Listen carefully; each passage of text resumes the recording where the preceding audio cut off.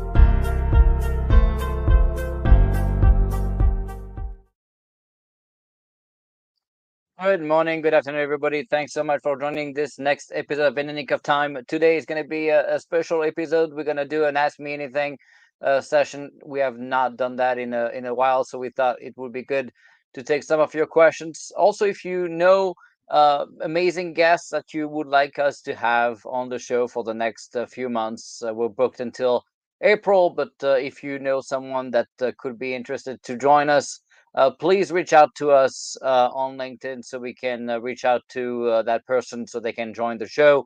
Looking for guests also outside of the government and outside of the DoD world, also on the .gov side. So if you have any good idea of regarding someone that could be interested in joining the show, please do reach out to us. If you do have questions today, please make sure you ask the questions on the comment section below. Just start the question with a Q. We have a few already coming from different social media, so you're not going to be able to see all that on the screen. So we'll be able to read the questions for you. Might be easier to join on YouTube. So if you want to try to watch on YouTube, you go to the youtube.com/Nicolas Chaillan. You'll be able to see the YouTube channel and join live. It might be a better quality, and you'll be able to see um, the show live. Sometimes there's a little bit of a delay on LinkedIn. With that, wanted to remind everybody that if you have not subscribed for the show yet, please do that at inthenickoftime.tv. So we send you an email a week to notify you of the next episode. The next episode is going to be interesting. We're going to bring a developer advocate who's very famous. Is going to join us next Tuesday, 1 p.m. Eastern. He's part of this DevSecOps movement. Victor is the developer advocate, and he's got his own show on YouTube, so you'll be able to also learn about that DevOps toolkit. You don't want to miss that. We're going to be talking about what's going to disrupt the infrastructure as code universe, and kind of the pitfalls that he's been seeing when it comes to platform engineers running DevOps, and what to do to improve it and reduce toil and be able to be more effective. So it's going to be a very interesting episode next Tuesday, 1 p.m. Eastern. And like I said, if you have guests that you want us to reach out to have on the show, please let us know with the names, and you can also put it on the comment section below here as well. If you've not heard of this yet, we have Sage is up now, bringing GPT and GPT-like technologies to governments, NATO and the U.S. governments. We have, as you can see now, the ability to ingest data, including real-time data, and be able to tap into APIs, databases, and such, and do that at the CUI level.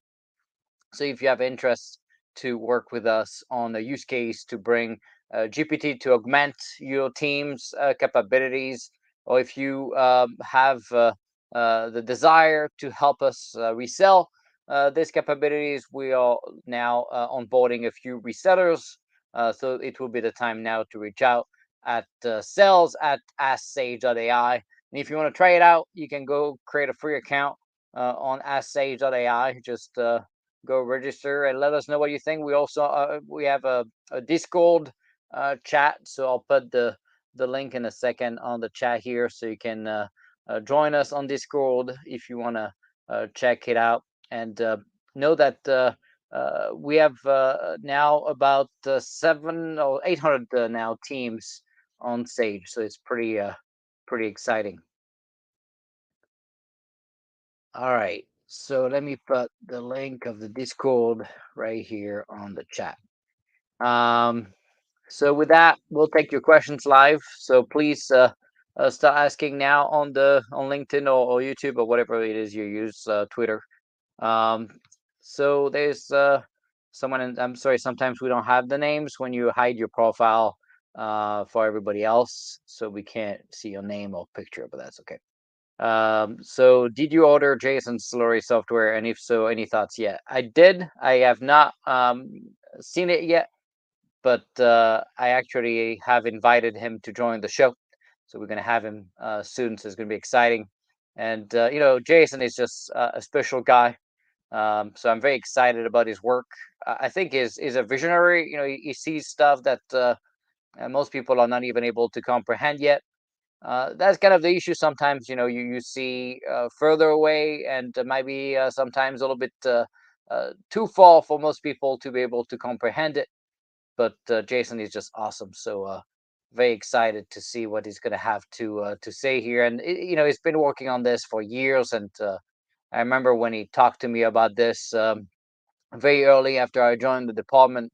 What is it, 4 years ago?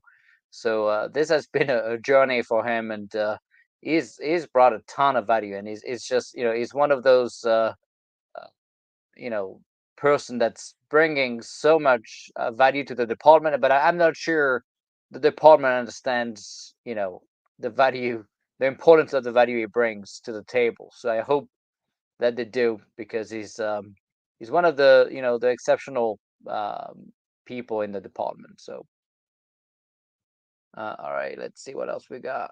All right, so someone was asking, let's see, I'm gonna bring it on the screen here. What's your take on trade winds? Um, so trade winds, for people that don't know, is this CDAO, DoD CDAO Chief Digital AI Office program to help onboard AI capabilities to the DoD, and streamline access to it also by onboarding it and providing contract vehicle options. So funny enough, for Sage, we are doing the video recording this week, and we're going to be submitting to Tradewin. So I'll be able to tell you how easy that was as a company, a vendor applying to this. I'm pretty excited about it from what I've read and talked to Bunny about, who is leading this work. It's a very great, very great concept, and it reminds me of the platform one DevSecOps BOA, that the contract vehicle we created for DevSecOps, which has about $1 billion of spent on the contract now, over $1 billion, which is pretty amazing. It's a 3-year-old contract vehicle. So I'm pretty excited about it. So I'm going to be able to submit it. So the way this works is you have to do a video under 5 minutes and submit it, and then they're going to review it and give feedback and stuff like that. So it's pretty cool stuff. So I'm gonna give it a shot this week, and we'll let you know how this works. Okay. Um, let's see. Chris was asking, with security breaches still happening frequently within the U.S. government, U.S. Marshals being the most recent last week, is there any real way to be fully secure even with all these executive orders slash mandates and implementing zero trust? Well, a paper is never going to make you secure. There's obviously a lot of compliance requirements between NIST and all the different regulations, and of course you mentioned executive orders. But the fact is, zero trust is not implemented. Certainly not the U.S. Marshals.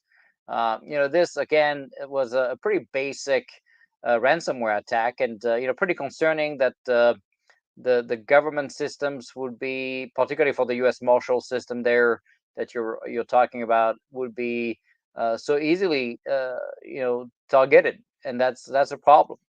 And I can tell you there are a few things that would prevent this kind of attacks. There's 3 pillars when it comes to cybersecurity, and you're going to realize that none of them are paperwork related. It's not about paper compliance; it's about security. And you can be compliant, not secure. And you can also fake compliance or think you're compliant and answer questions wrong. And there's so many different things to pay attention to when it comes to security. So these 3 pillars that I always talk about. The first one is moving target defense. So moving target defense, the concept is to have everything ephemeral, right? So we use the concept of pet versus cattle. So a pet is a virtual machine. You give it a name, you care for it. Cattle is obviously short-lived, and you go shoot it behind the barn every so often, ideally as often as possible. And that's more like containers, right? So if you move to a Kubernetes orchestration stack with a seamless and integrated orchestration with baked-in security as a foundation, which is what we did with Platform One. Now you can orchestrate your software stack with the same enforcement, both ingress, egress, but also east-west traffic. But the importance of containers is the ability to kill containers every 4 hours, for example, is what we do. So that way you always go back to immutable state, right? And so if a malicious actor has access to one of the containers, obviously they lose everything they've done. So it makes it very difficult to retain access and then use that to laterally move. So that's the first pillar, right? Moving target defense. And then the second pillar is the zero trust, obviously, capability, which really is, and a lot of people are confused about zero trust, but we had a great episode about let's debunk zero trust on the show. But to summarize it, you have the device aspect where you want to enforce the device state, comply to connect as we call it in DoD, but it's really enforcing the device patching state and the device identity with a strong certificate. And then you're going to have the user identity with the multi-factor authentication, and the compounded risk of the user plus the device will whitelist you and grant you access to resources using the concept of a software defined parameter. SDP, not SDN. SDP enforces the device state. It's not just a reverse proxy or proxy identity proxy. That's just not enough, right? This is enforcing on the client level the device state of that device, and it compounds the risk of that device with a user identity risk. And based on who you are and what you're supposed to have access to using, labeling, you get access to resources, and your data is labeled down to the container level, down to the cell level when it comes to databases. So the who could be TSSCI, but the what could be SecRel or whatever, right? And so you can really have a granular labeling of data, and then you have an assignment of labels to users, and then based on the device you use, if I use my government device or if I use my personal device, I would not get access to the same resources. And it uses a concept called the segment of one, right? So segment of one is this concept of a dedicated network for the device and the user combination, right? So if you use a different device, you get a different segment of one, and that effectively only gives you access to the resources you're supposed to have access to. So like a VPN where you can scan the network and see what's going on and laterally move to the crown jewel, you wouldn't even be able to see the crown jewel because they're not part of the segment of one. So that limits the ability of a malicious actor, right, through that microsegmentation to laterally move to the crown jewel. So when you combine that with a moving target defense, makes it pretty difficult, right? Because you kill containers every 4 hours, so the malicious actor lose everything they've done, but then you also limit the ability to scan the network and move across resources, and of course MFA to prevent connectivity to begin with. But then, the third pillar is the continuous monitoring with behavior prevention. So that's using AIML technology to continuously monitor what the containers are doing, and if a container starts doing something it's never done before, whether it's Linux commands, kernel command, or whether it's just trying to connect to something it's never tried to connect to before, or open ports or whatever, that would kill the container as well and alert the team. So when you combine the three pillars, right, moving target defense, zero trust, and continuous monitoring with behavior prevention. So it's not just using signatures and CVEs; it's also using behavior, right, detecting the change of behavior of the container. And the companies like Aqua and Twistlock and others do that. And so that's how you end up with a pretty significant cyber stack, right, to protect the network. So when you have all three, you're limiting the movement, you're limiting the access, and then you're detecting and preventing malicious activity if they manage to find a way to get in anyway. So you with all three, you have a pretty good cyber stack. But I can tell you most of the agencies are very far away from that. And so, what you're seeing is paper compliance and paper accreditation over true security. And so that's something to think about. But don't think that zero trust is a problem, or the technology is a problem. It's not implemented, right? So you know um, Uh, so you want to think about that because that's how you secure the system. Um, it's pretty concerning to see more and more breaches, and I can tell you that's the tip of the iceberg. That's the stuff we find out. I would be pretty confident to say that there are malicious actors, inside of networks, and we don't even know. Particularly when it comes to critical infrastructure, power, water. I wouldn't be surprised if China is inside of 40% of the grid right now, and just dormant until they need to push the button when they start engaging with Taiwan. So something to think about. All right, so let's see what else we got. Um,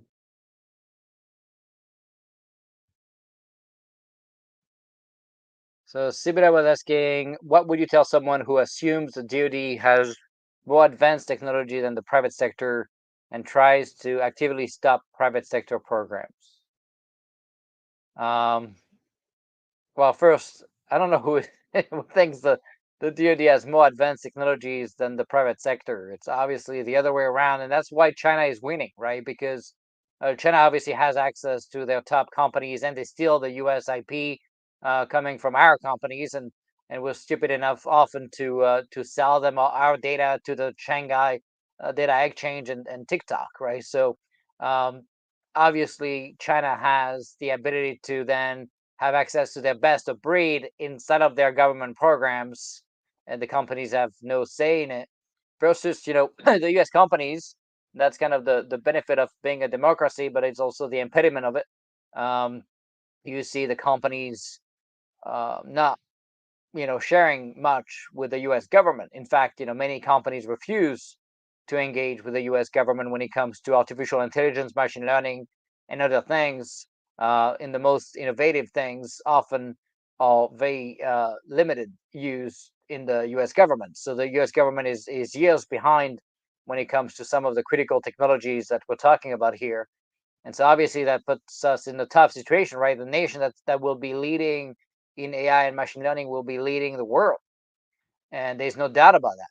And yet, I would say we do have the best U.S. companies when it comes to AI and machine learning, but the government does not have access to any of it at all, and that's a problem. And you see a lot of AI/ML companies and companies like Google that agreed to do work with DoD, for example, but they refuse to do anything around weapons, even if it's not the AI shooting weapons. We're just talking using AI as part of a broader weapon system for something as simple as doing imagery detection on satellite, so we know what we're tracking and we know if the target is real or not.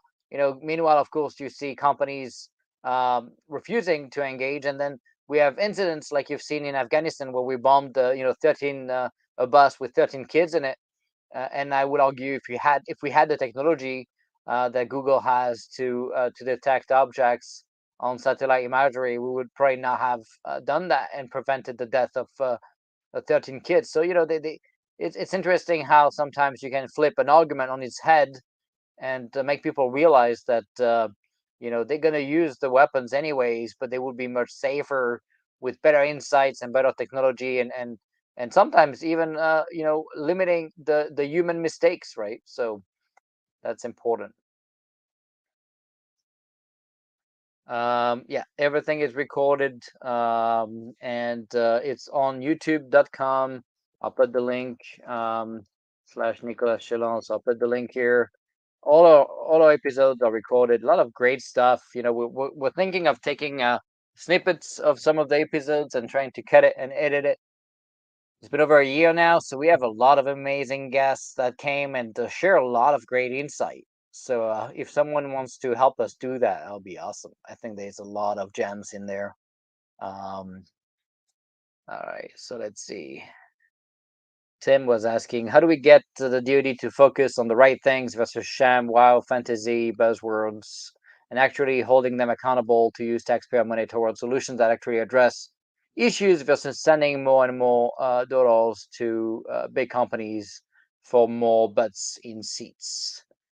Well, I think it's about the leadership, right? I'm afraid that it starts at the top. The warfighter, you would argue that they know what's right and they want to do it, right? And you have two problems, right? You have the acquisition guys in charge of a program that often, rotate, and they are great people, but they just don't have the expertise, right? We put people in charge of the cloud and the DevSecOps and pick your poison office program, and we put them in charge, based on rank and based on some widely outdated, waterfall based acquisition nonsense. DAU is probably the biggest disgrace of the U.S. government. If you want to think about it, they are supposed to be training the Defense Acquisition University, supposed to be training our current and next generation of acquisition teams, and their curriculums are so dated, and they do have DevSecOps stuff, and there are some good people, at DAU, but the fact is, the leadership and the execution is a disgrace. It's appalling to see what we train those people on, and they're still effectively are mandated to do the waterfall nonsense, despite everybody in the world freaking knowing that this is not how you innovate and build anything in 2022 and beyond, and 23. um, and that's what they are mandated to do. They can go and take a DevOps training, but that's optional. That's not the new default. That's such a disgrace, and ANS should really, the undersecretary of ANS should really wake up and kick the butt of some of these DAU people, so they can wake up and fix our training. But so that's the first piece. Is we're assigning people to these acquisition roles with outdated training and zero experience in the domain, right? And so you see them then doing some kind of pilot program where they throw anything that sticks, right?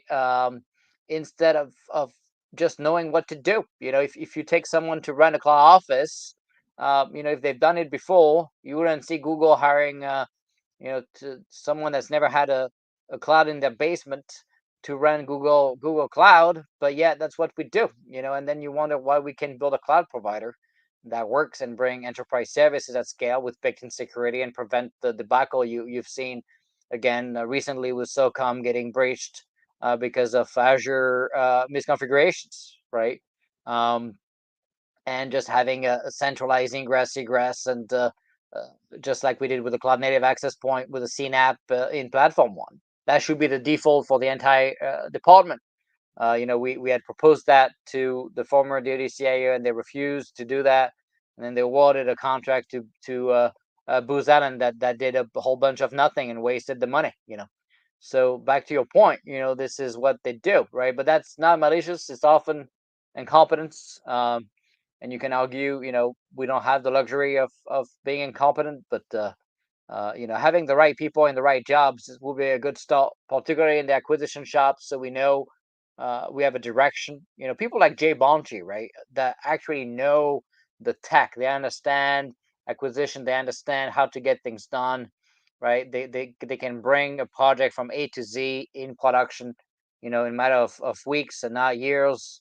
Timelines are wrong. Everything is wrong, right? It's a world of fat acquisition strategies, right? With a single prime, opposite to what we did with Platform One, right? Platform One was, 150 companies on contract, each value stream comprised of multiple companies led by a government integration person, program manager, grooming the backlog and prioritizing work.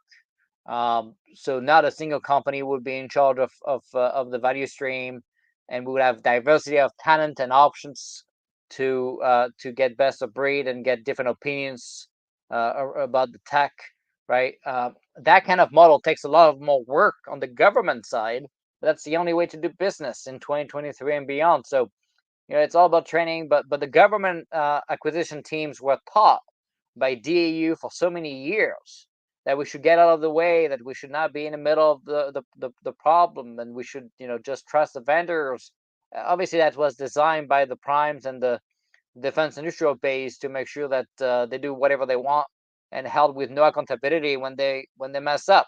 Uh, and not having a government person that understands the tech is a problem, because obviously you're completely at the mercy of our friends at the FFRDCs, which we have a few on here, which are great people. But the fact is, they are often the continuity point between the government and the contractors because of the turnover of government people.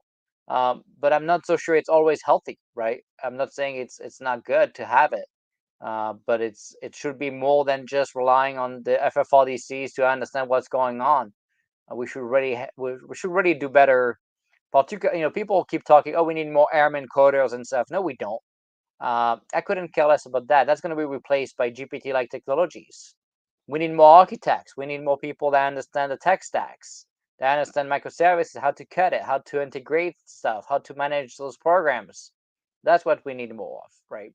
So, um, let's see. And don't forget, if you wanna if you have a question, start with a Q so we know it's a question, because sometimes I can't find the questions in the chat. There's too many. So let's see. All right. So someone was asking about Azure. Let's bring it up. So, what's your take on exposed military emails linked to Azure? Um, well, we keep blaming Azure, and there's a debate as far as it's just like the Tesla news recently. Every time there is a car crash with Tesla now, because they're going after Elon Musk, they keep mentioning the manufacturer. You see accidents all the time with other car dealers, and no one talks about it, right? It's just interesting how there's emphasis sometimes on some vendors. Um, I had some cloud providers reach out to me to badmouth others, and have journalists paid to write the stuff, right? That's obviously something I don't do, but they tried, so I'm not sure it's a Microsoft problem. I mean, of course they still a piece of Microsoft at fault here, but the fact is it's a basic configuration problem. And again, that's because we don't have a cohesive cloud vision. The cloud access point are widely outdated, very complex to put in place, way too slow, not automated, not turnkey, not even a cloud freaking service. It's a nightmare to set up. It's not cloud native. We don't need to connect to Napier to access the cloud. That's not how this should work. When we created the cloud native access point, that really was supposed to be able to bring cloud services and data all together with a zero trust foundation, and streamline the whole process in a matter of minutes. And we did it in 45 days. But unfortunately, like I said, the ODCA at the time refused to make it the enterprise service it should have been, and have that as the foundation to cloud services. I can tell you there would be a zero breach, particularly those kind of breaches will be completely 100% prevented and possible with the cloud native access point. But Succom decided not to use it at the time, and they got breached with very basic cyber hygiene. We're not even talking about fancy, you know, zero-day exploit. We're talking about literally internet-facing servers because someone forgot to set up the right ingress, and and that's because we don't have a zero trust enforcement stack, and we're still relying on outdated VPNs, and that's not what we should do. So um, let's see. Andrew was asking, is Azure slash Microsoft DNS PKI stack subpar? Um, well, I think it's a debate, right? The fact is, Azure Active Directory is probably empowering what 90% of the world identity management stacks, right? So it can't be that bad, although otherwise people wouldn't be using it at that kind of scale. Um, DNS is insecure by itself. That's not a Microsoft problem. That's something that DHS and CISA and the bodies around the securing internet should have been focusing on for many years. The whole TCP/IP stack and the whole basics of internet is, uh, you know, not designed on a baked-in security model. It was a security after the thought, right? So I wouldn't blame Microsoft for DNS and PKI. I think the Azure stack for AD is okay. A lot of people are going to augment it, right, with single sign-on solutions, right? But then look, you see Okta, right? And Okta got breached, and then they did a terrible job at managing the breach and notifying the customers and kind of trying to hide it.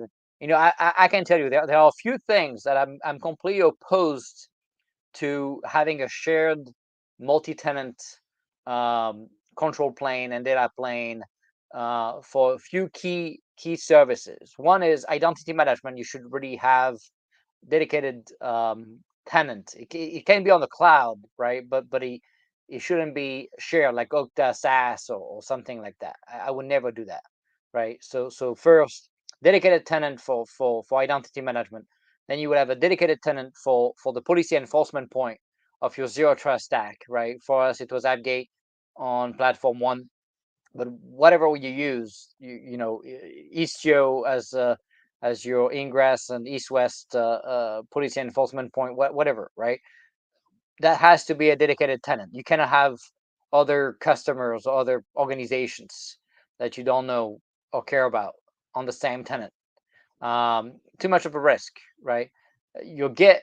I think it's becoming your source of truth for configuration as code, security as code, infrastructure as code, right? And don't miss the episode next Tuesday. We're gonna talk about what's gonna disrupt the infrastructure as code world on Tuesday 1 p.m. next week.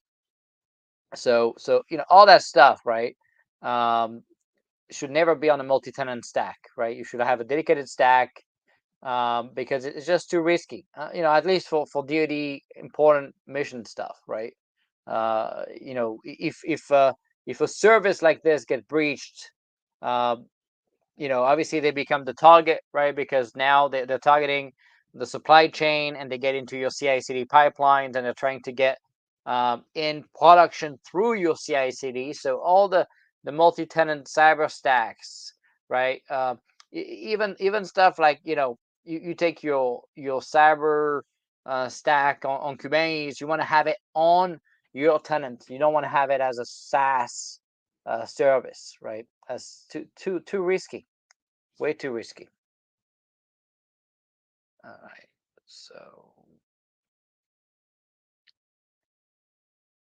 IPsec is gonna be mandatory. I mean, there's different technology, right, for tunneling, and we shouldn't be limited to one, right? That's for sure. But the fact is, yeah, I mean, for me, it should be mutual TLS for everything, right? So when we did the cloud native access point on platform one, we used mutual TLS, right, to authenticate the client and the server, right? And so I think that should be a mandate for everything. We should have MTLS for pretty much everything. So Sibila was asking, and yeah, by the way, if you have questions, make sure you put it into the comment section with a Q, like she just did here. That makes it easier. All right. So, what is your opinion on overclassification of documents slowing down, impeding congressional oversight over department processes or investigations?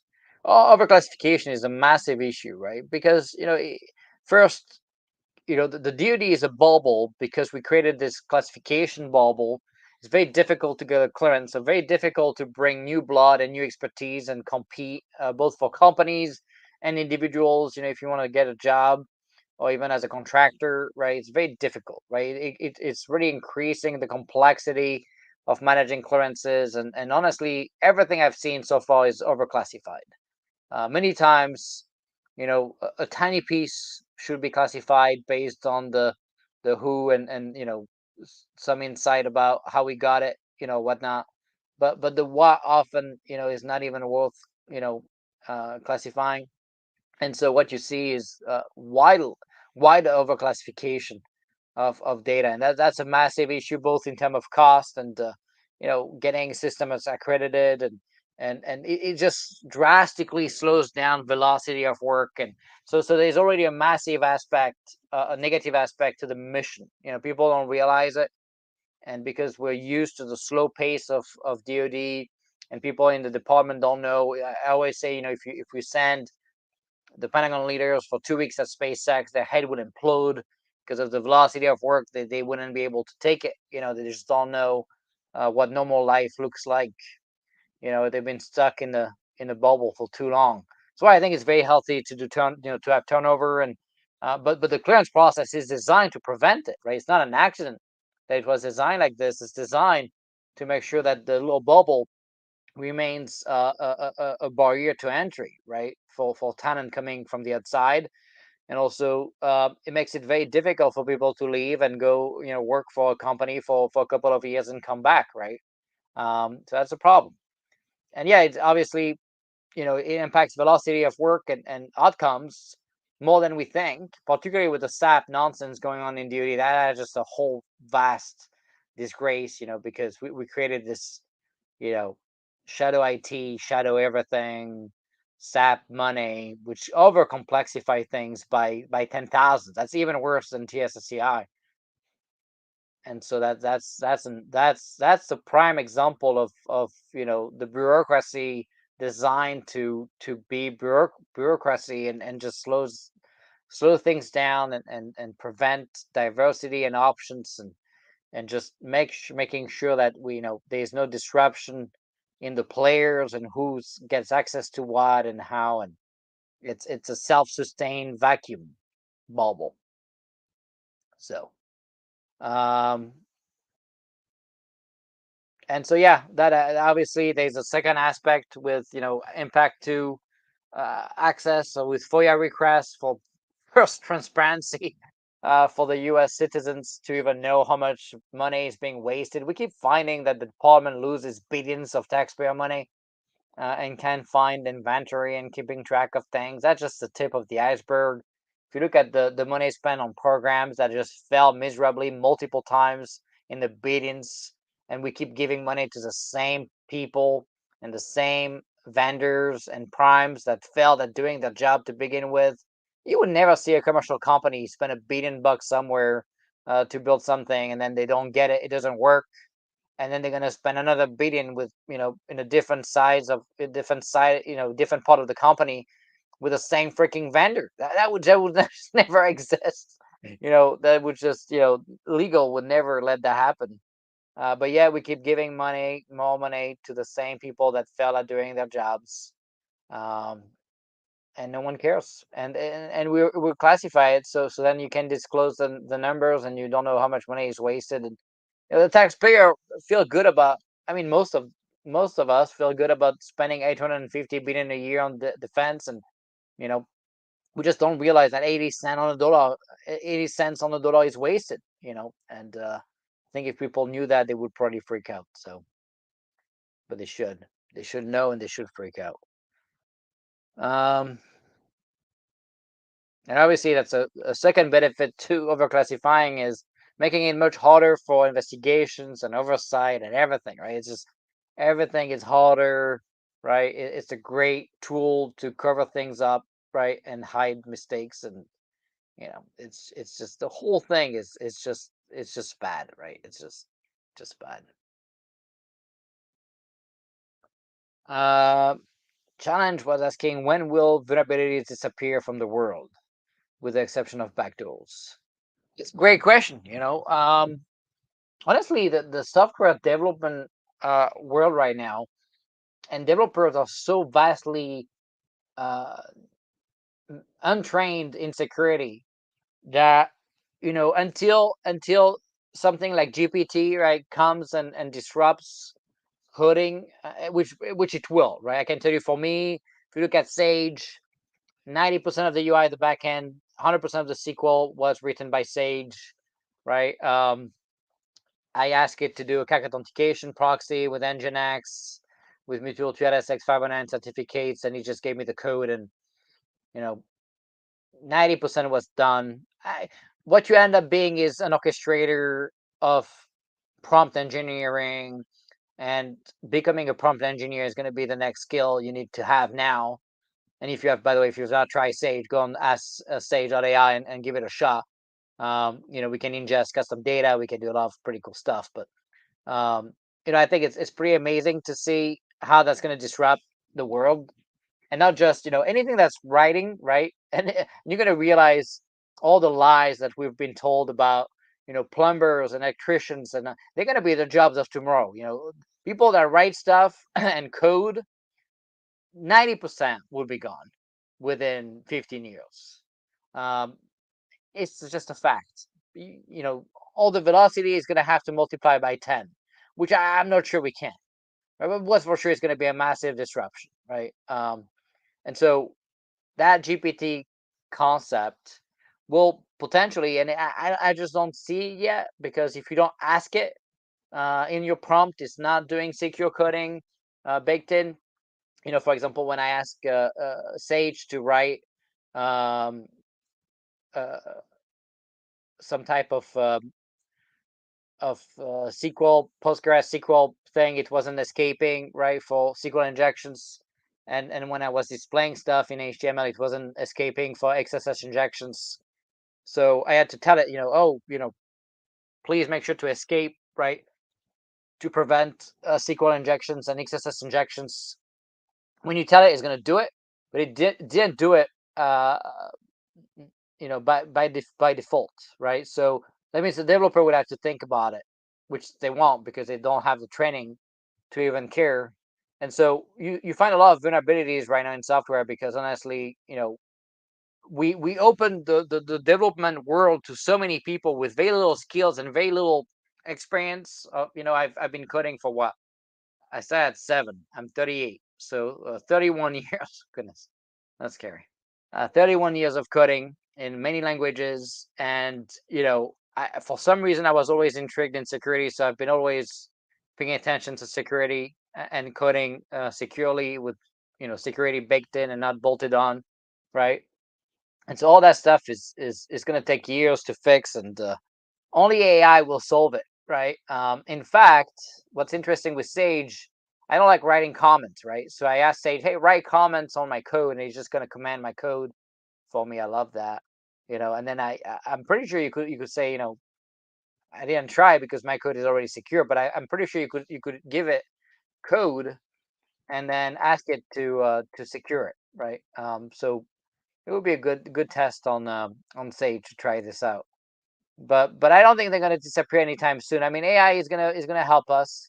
So I guess if AI already goes where it's supposed to go at the pace that it's supposed to go to, maybe in 10 years, we're gonna end up with all the code refactored. And by the way, Sage was doing a great job refactoring from Python to Go, and Node.js to Python and whatnot. You know, I even asked it to swap a Docker file base image from Alpine to universal base image from Red Hat for DoD use, and he was able to do that. And he was able to know that the package names were different, right? And we named the packages in the DNF install stuff, right? So anyway, it's just amazing. So the only reason why I think you're right and is going to disappear is not because of humans, or at least only because of a few humans that created things like GPT, but it's not going to be because of humans solving the problem. It's going to be done by AI. So Sibira was asking, what is your opinion on blockchain technology for financial transactions and rumors around the Fed working towards adoption of ledgers for transactions? you know, Blockchain is just great, but when you really think about it, we have other means to demonstrate, integrity and provenance of data, right? So we've been doing that for years before blockchain. We don't need blockchain to do integrity and provenance, which is the essential piece of a ledger. Immutability and the costs associated with blockchains, I feel, are so insane that they don't scale, and it could just cost too much money. It just cannot become commodity. That's why you're not really seeing a massive adoption after, what is it, 20 years we've been talking about blockchain now, 15, I don't know. You don't see much adoption outside of coins and stuff, right? Because you know doing a voting ID, or something with blockchain would just doesn't scale or cost too much money to scale. So I just don't see. I think the reason why the Fed and banks, and I was with the CIA of a very very big bank, one of the top three in the world, and he was mentioning, hey, we're gonna do some blockchain stuff, and I'm like, why? The whole point of blockchain is obviously to remove you guys, right? And to have a decentralized model. But the Fed and those guys, they still want to do it because one is, they have to be, you know, hip, and they need to be part of this, otherwise they're missing the boat. So they're gonna do it, but they're gonna do it in a centralized fashion. So it's gonna be just swapping tech stacks. For them, it's not even worth it financially. I think it's going to cost them a fortune. I think they vastly, failed to realize what the cost is going to be of a transaction compared to what it is now, which is pretty vastly negligible compared to the cost of mining and doing your blockchain work. So I think it's just a fantasy. I think it's just not needed. We don't need it. It's nice to it's one way to do it. There's other ways to have integrity and provenance of things. Just look at open source project like Cosign, where we use signatures to do both checksums with the for the integrity and provenance with signatures. So yeah. So let's see what else we got. All right. Someone was asking,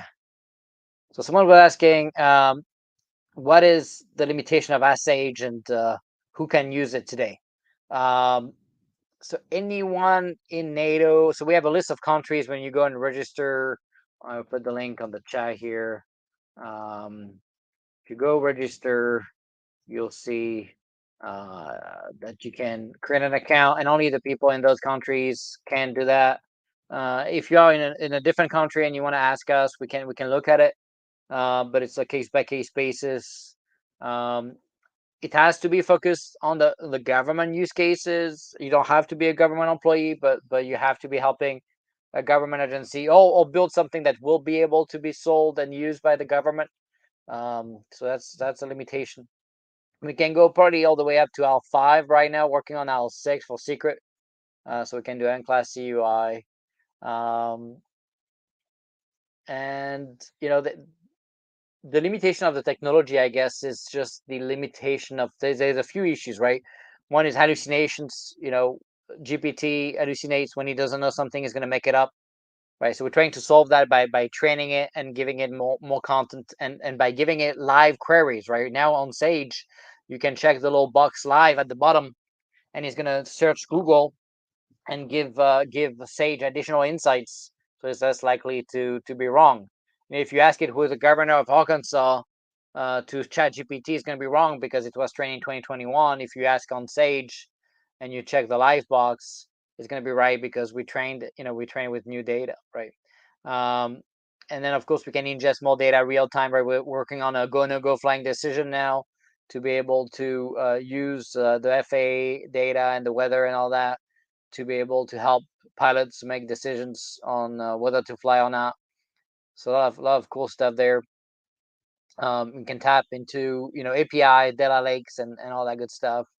The other limitation is the token size, right? So on a prompt with the DaVinci model, you can only do 4,100 tokens, and one token is about 4 English characters, so 16,000 characters. That's about 10 pages. It's a lot, but it's not that much if you pass insights, right? So what we do with Sage is we pass the top three results that we have in our databases of custom content to help Sage make insights. We also pass the current discussions, right? So whatever you've been telling Sage and whatever it's been gathering, we pass that as well, and so that adds up, right? And so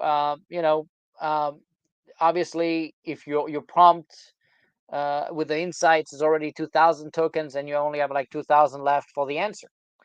So that's not a ton. You would think it's a lot, but it's not a ton. And the more you ingest, and um, the more complex use cases, that's a limitation. So what we do, let's say you have a book, right? You want to index the book. The book is too big to be indexed, right? So we're going to index each chapter, right? And then each chapter, if you just index the chapter, right, and if you ask a question about the whole book, it's only going to know the top 3 results of the top 3 chapters. So it's not going to know the whole information about the book. So what we do is we index with summarization, which costs a little bit more money, but we summarize we ingest a full chapter, but we also ingest a summary of the chapter. So then we can do a summary of the chapter to have the full summary of the book. And so then if you ask a broad question, then it would tap into the summary version. But if you ask a precise question about a chapter or whatever, then it will look into the detailed chapter version. So that's how you can go get around the limitation of tokens. But let's face it, when you summarize, you lose some context, right? And so, but GPT is very good at categorization, translation, summarization, all that kind of stuff. We gave it a JSON file with a Chinese resume item, and say, summarize who this person is in English, and it was able to do that just beautifully from the JSON in Chinese with one prompt. It's just amazing, So that's just mind-boggling to me. But so let's see what else we got. And by the way, if you have questions, don't forget in the comment section, start with a Q so we know it's a question. And if you're on LinkedIn, sometimes, like I said, on YouTube, you may have the episode live better, right? There's a little delay on LinkedIn, unfortunately. So, yeah. All right, let's see what people are asking. Okay. So someone was asking, you've been on Fox News a lot. Why are you not on CNN or MSNBC? Well, they don't invite me. I would go, but they don't invite me. I can tell you a story though. When I left the department, everybody reached out to me. Well, I made quite some noise with a Financial Times article, right? And that morning, the first one to reach out to me was Tucker, and so I said, sure, I'll come tonight, talk to you, on Tucker. An hour later, I got a call from CNN, right, asking me if I wanted to come and talk about this on CNN. And I said, sure, but I'm going to Tucker, so it would have to be after. And they said, no, if you go to Fox, any Fox show, then we won't have you. But if you go to CNN, then we'll line up all the MSNBCs and whatever NBC of the world for you, so you can have a full lineup of shows. But if you even go to Fox, then we won't have you at all. And I said, well, it's not a political subject. And they said, yeah, but if you go on Fox, we won't have you. Fox never said that though. They said, if you go to CNN, you go to CNN. I don't care. And so that started like that. And so I went because I said yes to Tucker first. I went to Tucker because I said yes, and I am a man of my word, and so I did. And then CNN canceled and refused to have me. So I've been recurring off on Fox now probably 20, 25 times. Fox and Friends, whatever, Tucker, others. So it's what it is. I would definitely go elsewhere. In fact, I'll be on Twitter thing with Malco, the show that has Elon Musk and all that stuff, on Thursday, 8 p.m. Eastern, about space and China. So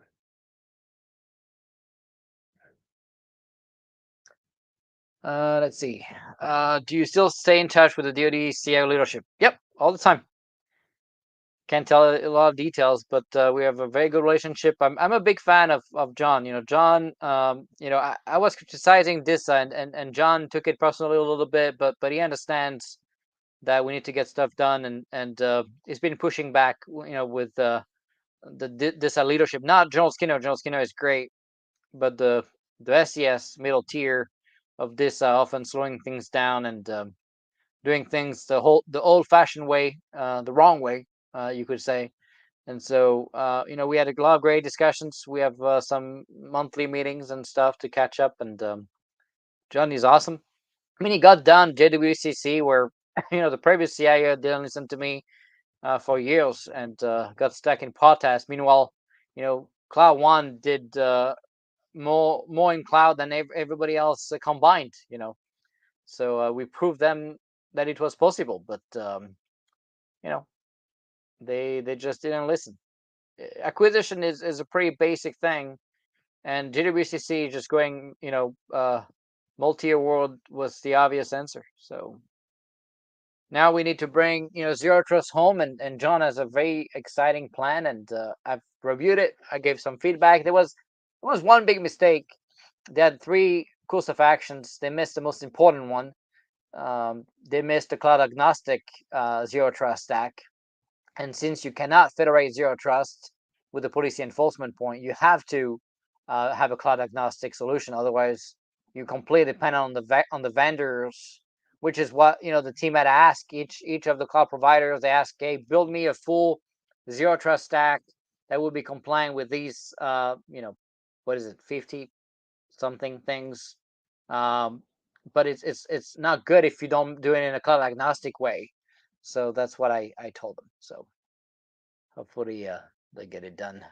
The cloud native access point that we created is a zero trust implementation that's cloud agnostic. That should be the case for everything. All right, we're almost out of time, so I don't see a question. So that's perfect. Oh, I see one. Here we go. Last question. If you could improve the security integrity of voting machines, which department entity would you ask to do it? Oh, you can't. That's why it's a nightmare, right? I was at DHS and I was helping with cyber for both the grid and water and election stuff, and each state do their own thing. I mean, of course, you have three main vendors to provide voting things to the states, but the fact is you can't tell the states what to do. The companies, they don't really have to listen to you. So the best way would be to fix the three companies. That would be easier. But look, the companies have ownership from foreign nations and nobody cares. So there's issues there. We don't know enough about their stacks. I can tell you, I don't care about 2020, but I can tell you before 2020, the fact is I've assessed the voting machines and they were running Windows 7 unpatched for 5 years. So anyone that tells me the election systems are secure, he has not taken a look at any election system in his life or her life.